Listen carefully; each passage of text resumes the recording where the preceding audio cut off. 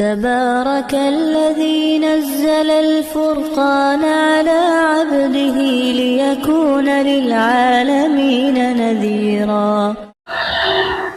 بسم اللہ الرحمن الرحیم۔ پانچواں مسئلہ جو گزشتہ وارثوں اور وصیت جنہوں نے وصیت سنی ان کے درمیان کا پانچواں مسئلہ یہ ہے کہ قسم کب لی جائے، اس کا وقت وہ کون متعین کرے گا؟ وقت جو ہے وہ وقت کا قاضی جو ہوگا وہ متعین کرے گا۔ قرآن مجید نے تحبسونہما من بعد الصلاۃ، بعد الصلاۃ کا جو لفظ کہا، مفسرین نے لکھا ہے کہ عصر کے بعد کا وقت۔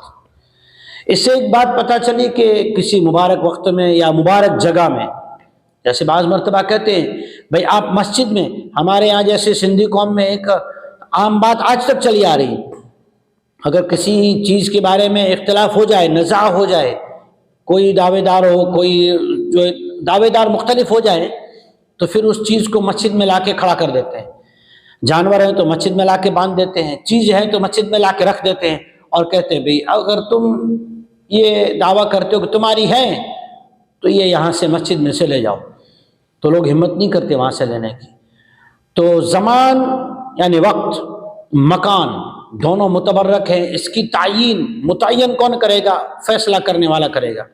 ساتواں مسئلہ یہ ہے کہ جو مدعا علیہ ہیں، جس کے خلاف دعویٰ کیا جا رہا ہے، اس کے پاس ثبوت تو ہے نہیں، تو وہ قسم کے اندر یہ الفاظ استعمال کرے گا تغلیظ کے جو ابھی کہے گئے، یا تو انا اذا لمن الآثمین یا انا اذا لمن الظالمین، کہ تب تو میں بہت بڑا گنہگار ہوں گا، یا اللہ کی مجھ پر پکڑ ہوگی، یا میں تو بڑا جو ظالم ہوں گا کہ جس چیز کا جو حقدار نہیں ہے اور اس کے لیے میں جو ہے دعویٰ اس کے خلاف اس چیز کو اپنے لیے حق ثابت کر رہا ہوں۔ تو دونوں چیزیں جو ہے وہ گواہ جو ہے وہ قسم کھائے گا، مدعا علیہ جو ہیں وہ قسم کھائے گا۔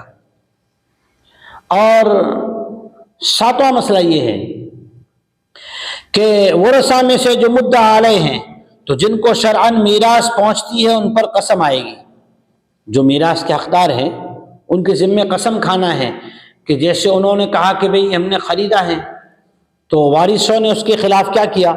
قسم کھائی، اور قسم کھانے کے بعد ان کے حق میں فیصلہ قاضی کرے گا۔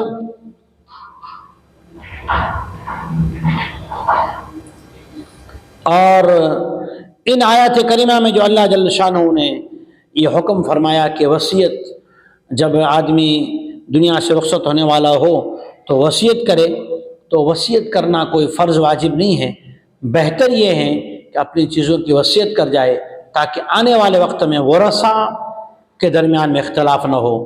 اللہ جل شانہ ہمیں عمل کرنا نصیب فرمائے،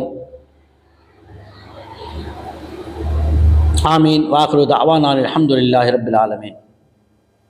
دین کی بات پھیلانا صدقہ جاریہ ہے، ثواب کی نیت سے ویڈیو کو شیئر ضرور کیجیے۔